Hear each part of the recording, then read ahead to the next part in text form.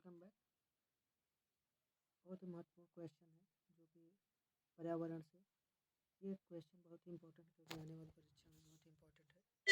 तो आइए शुरू करते हैं। पहला क्वेश्चन है, वर्ष 2000 में पानी की आपूर्ति के निजीकरण के विरुद्ध पानी युद्ध हुआ था।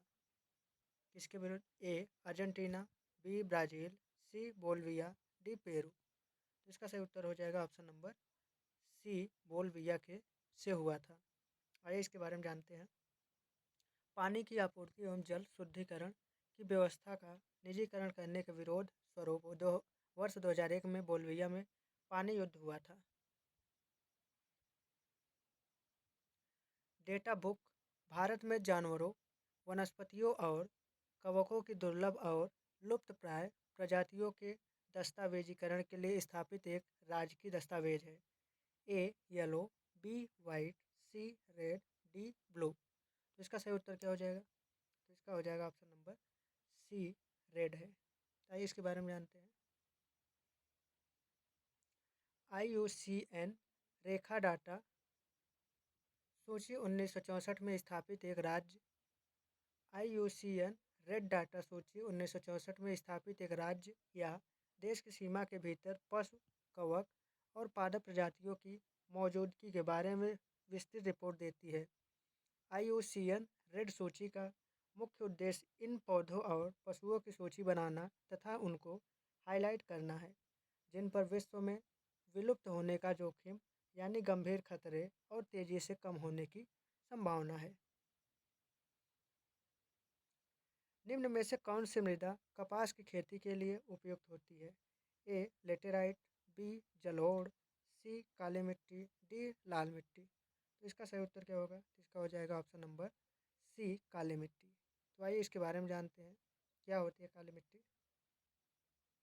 काली मिट्टी को रेंगर मिट्टी भी कहा जाता है या काली मिट्टी कपास मिट्टी के नाम से भी जाना जाता है।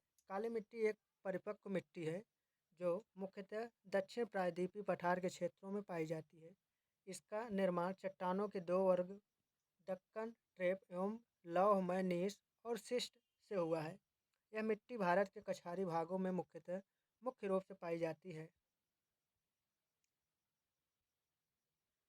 यह मिट्टी गुजरात एवं महाराष्ट्र राज्यों के अधिकांश क्षेत्रों, कर्नाटक राज्य के उत्तरी जिलों, आंध्र प्रदेश के दक्षिणी क्षेत्र, राजस्थान के बूंदी तथा टोंक आदि जिले में विस्तृत है।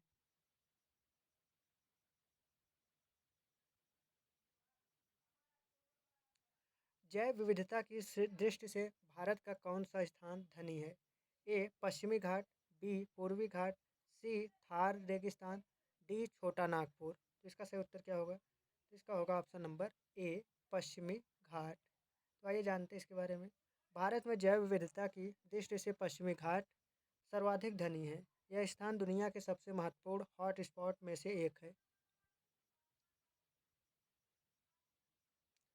मेधा पाटकर किस आंदोलन से जुड़ी हुई हैं? ए चिपको आंदोलन, बी मैत्री आंदोलन, सी नर्मदा बचाओ आंदोलन, डी पश्चिमी घाट बचाओ आंदोलन। तो इसका सही उत्तर क्या हो जाएगा? इसका हो जाएगा ऑप्शन नंबर सी, नर्मदा बचाओ आंदोलन। तो आइए इसके बारे में जानते हैं। मेधा पाटेकर एक सामाजिक कार्यकर्ता तथा समाज सुधारक हैं। ये नर्मदा बचाओ आंदोलन से जुड़ी हुई हैं। इन्हें प्रभा पुरस्कार, महात्मा फूले अवार्ड, जन सेवा पुरस्कार, दीनानाथ मंगेशकर अवार्ड आदि पुरस्कारों से सम्मानित किया गया है। जिम कार्बेट नेशनल पार्क कहाँ है? ए रामनगर नैनीताल, बी दुधवा लखीमपुर, सी बांदीपुर राजस्थान, डी कांजीरंगा असम। इसका सही उत्तर क्या हो जाएगा? तो इसका हो जाएगा option number A, Ramnagar Nainital. तो आइए इसके बारे में जानते हैं। Jim Corbett National Park Bharat का प्रथम राष्ट्रीय उद्यान है। यह उद्यान झारखंड, उत्तराखंड के रामनगर नैनीताल में स्थित है। इसका पुराना नाम हैली नेशनल पार्क था। इस पार्क में शेर, हाथी, भालू, बाघ, हिरन, चीतल, नीलगाय आदि वन्य प्राणी अधिक संख्या में मिलते हैं। इस पार्क के अंतर्गत जिम कार्बेट व्याघ्र संरक्षित क्षेत्र भी आता है। इस पार्क में विभिन्न रंग बिरंगे पक्षियों की प्रजाति भी दिखाई देती है, जिसके कारण यह पर्यटन का प्रमुख केंद्र है। सुंदरवन है ए गंगा ब्रह्मपुत्र डेल्टा में, बी दक्कन के पठार पर, सी गोदावरी डेल्टा में, डी महानदी डेल्टा में। तो इसका सही उत्तर हो जाएगा option number Ganga Brahmaputra delta में स्थित है। इसके बारे में जानते हैं। सुंदरवन भारत के पश्चिमी बंगाल राज्य के दक्षिणी भाग में गंगा व ब्रह्मपुत्र नदी के डेल्टा क्षेत्र में स्थित है। यह एक राष्ट्रीय उद्यान, बाह्य संरक्षित क्षेत्र एवं बायोस्फीयर रिजर्व क्षेत्र है। यह क्षेत्र मैंग्रोव के घने जंगलों से घिरा हुआ है और बंगाल टाइगर का सबसे बड़ा संरक्षित क्षेत्र है। यहाँ पक्षियों, सरीसृपों एवं रीढ़-विहीन जीवों इनवर्टिब्रेट्स की कई प्रजातियाँ पाई जाती हैं।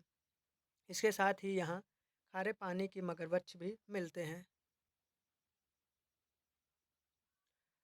ताजमहल बेरंग क्यों हो रहा है? ए नाभिकीय विस्फोटों के कारण, बी गंदे खुले नालों के कारण, सी ज्वालामुखी के उद्गारों से निकली गैस के कारण, डी अम्लीय वर्षा के कारण। इसका ऑप्शन है, इसका सही उत्तर होगा अम्लीय वर्षा के कारण हो रहा है। तो आइए इसके बारे में जानते हैं। वायु प्रदूषण के कारण सल्फर डाइऑक्साइड तथा नाइट्रिक ऑक्साइड वायुमंडल में पहुंचकर ऑक्सीजन तथा जल के साथ रासायनिक अभिक्रिया कर क्रमशः सल्फ्यूरिक अम्ल तथा नाइट्रिक अम्ल बन बनाकर वर्षा के साथ पुनः पृथ्वी पर गिरते हैं, जिससे अम्ल वर्षा होती है और वह अम्ल वर्षा कहा जाता है। अम्ल वर्षा के कारण ताजमहल का बदरंग होना, जलीय प्राणियों की मृत्यु तथा पेड़ पौधों की वृद्धि में गिरावट अधिक आदि दुष्परिणाम होते हैं। हरित गृह हरित गृह प्रभाव किस गैस के अधिक मात्रा में होने से बढ़ता है? ए कार्बन डाइऑक्साइड, बी नाइट्रोजन, सी ऑक्सीजन, डी आर्गन। तो इसका सही उत्तर क्या हो जाएगा? तो इसका हो जाएगा ऑप्शन नंबर ए कार्बन डाइऑक्साइड CO2। इसके बारे में जानते हैं। ग्रीन हाउस गैस से ग्रह के वातावरण या जलवायु में परिवर्तन और अंततः भूमंडलीय उष्मीकरण के लिए उत्तरदायी होते हैं। ग्रीन हाउस गैसों में सबसे ज़्यादा उत्सर्जन carbon dioxide, nitrous oxide, methane, chlorofluorocarbon, वाष्प, ओजोन आदि का होता है। कार्बन डाइऑक्साइड का उत्सर्जन पिछले 10 से 15 वर्षों में 40 गुना बढ़ गया है। दूसरे शब्दों में औद्योगिकरण के पश्चात इसमें 100 गुने की बढ़ोतरी हुई है। इन गैसों का उत्सर्जन वातानुकूल फ्रिज, कंप्यूटर, स्कूटर, कार आदि से भी होता है। कार्बन डाइऑक्साइड के उत्सर्जन का सबसे बड़ा स्रोत पेट्रोलियम ईंधन है तथा परंपरागत चूल्हे हैं। निम्न में से कौन सा जानवर भारत में स्थानिक प्रजाति वो जानवर जो केवल एक ही भौगोलिक क्षेत्र में रहते हैं का उदाहरण नहीं है? ए एक सींगी गैंडा, बी बंगाल टाइगर, सी मिथुन, डी गाय। तो इसका सही उत्तर क्या हो जाएगा? इसका सही उत्तर हो जाएगा ऑप्शन नंबर डी गाय होगा। इसके बारे में जानते हैं। गाय भारत में स्थानिक प्रजाति जानवर जो केवल एक ही भौगोलिक क्षेत्र में रहते हैं का उदाहरण नहीं है, क्योंकि गाय पूरे भारतवर्ष में समान रूप से पाई जाती है। एकासिंगी गैंडा पूर्वोत्तर भारत के असम और नेपाल की तराई के कुछ संरक्षित इलाकों में पाया जाता है। मिथुन का विकास दक्षिण भारतीय पहाड़ियों तथा असम में होता है। बंगाल टाइगर या रॉयल बंगाल टाइगर बाघ की 8 बड़ी प्रजातियों में से एक है, जो भारत के पश्चिमी बंगाल राज्य में पाया जाता है। खाद्य श्रृंखला में पोषण के दूसरे स्तर पर कौन है? ए घास, कीट, पक्षी, बिल्ली। तो इसका ऑप्शन है ए घास, बी बिल्ली,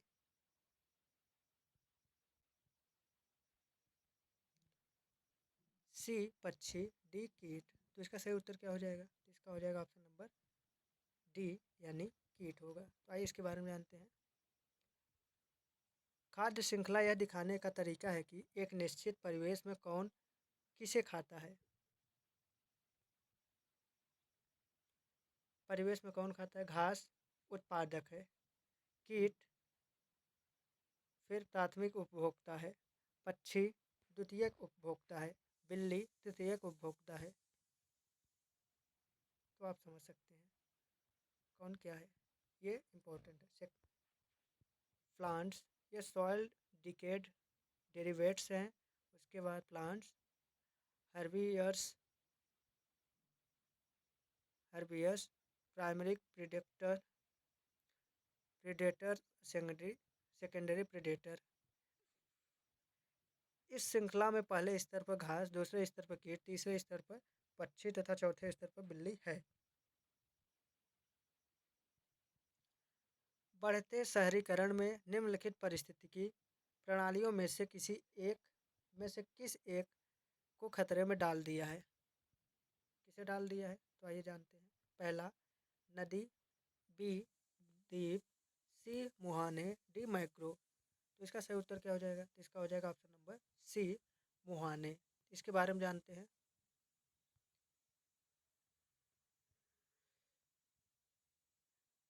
सभी नदियाँ किसी न किसी समुद्र में मिलती हैं। जहाँ पर नदी सागर में मिलती है वहाँ पर खारे और मीठे पानी के मिलने से नदी द्वारा बहाकर लाई गए मिट्टी जमा होने लगती है।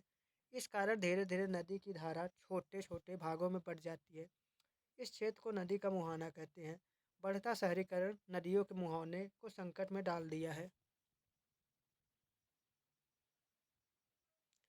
खाद्य श्रृंखला में किसको भोजन से कम ऊर्जा मिलती है?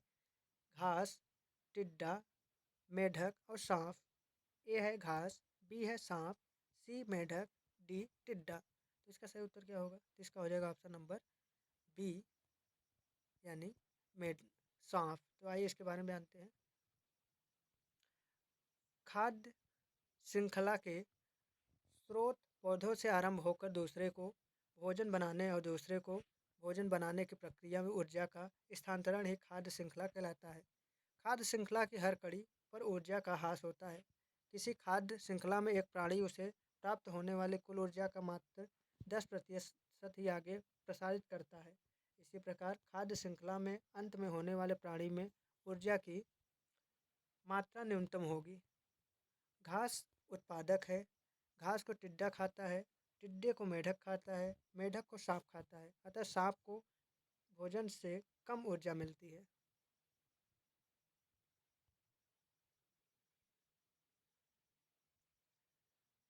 निम्न में से कौन सा संग्रहण के आकार में छोटे से बड़े के क्रम में सही है? बाएं से दाएं की ओर। ए किलो, मेगा, गीगा, पेटा, टेरा। बी किलो, मेगा, पेटा, टेरा, गीगा। सी गीगा, मेगा, टेरा, गीगा, किलो, पेटा। और डी है किलो, मेगा, गीगा, टेरा और पेटा।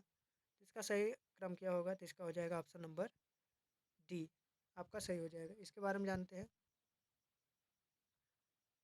संग्रहण के आधार में छोटे से बड़े के क्रम में किलो, मेगा, गीगा, टेरा और पेटा होता है।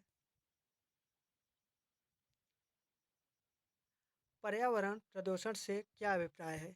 ए ऐसा ठोस पदार्थ जो ऐसी सांद्रता में विद्यमान है जो पर्यावरण के लिए क्षतिकर हो सकता है या जिसका क्षतिकर होना संभव है। बी है ऐसी द्रव जो ऐसा सांद्रता में विद्यमान है जो पर्यावरण के लिए क्षतिकर हो सकता है या जिसका क्षतिकर होना संभाव्य है। सी है ऐसी गैसीय पदार्थ जो ऐसी सांद्रता में विद्यमान है जो पर्यावरण के लिए क्षतिकर हो सकता है या जिसका क्षतिकर होना संभाव्य है। डी उपरोक्त पर्यावरण प्रदूषक। तो इसके बारे में जानते हैं।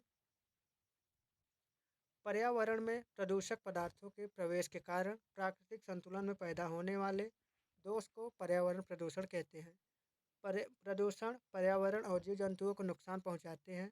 प्रदूषण का अर्थ है वायु, जल, मिट्टी आदि का अवांछित द्रव्यों से दूषित होना, जिसका सजीवों पर प्रत्यक्ष रूप से प्रतिकूल प्रभाव पड़ता है और पारिस्थितिकी तंत्र को नुकसान द्वारा अन्य अप्रत्यक्ष प्रभाव पड़ते हैं। पर्यावरण संरक्षण अधिनियम 1986 की धारा 2 में परिभाषित है। वन्यजीव संरक्षक का सबसे प्रभावी तरीका है। ए परभक्षियों को दूर भगाना, बी प्राकृतिक आवासों का परिरक्षण, सी रोगों के विरुद्ध टीका लगाना, डी प्रजनन नीति को इष्टतम करना। तो इसका सही उत्तर क्या होगा दोस्तों, मुझे कमेंट करके ज़रूर बताइएगा और लाइक सब्सक्राइब शेयर करना ना भूलें। मिलते हैं। जय हिंद, जय भारत।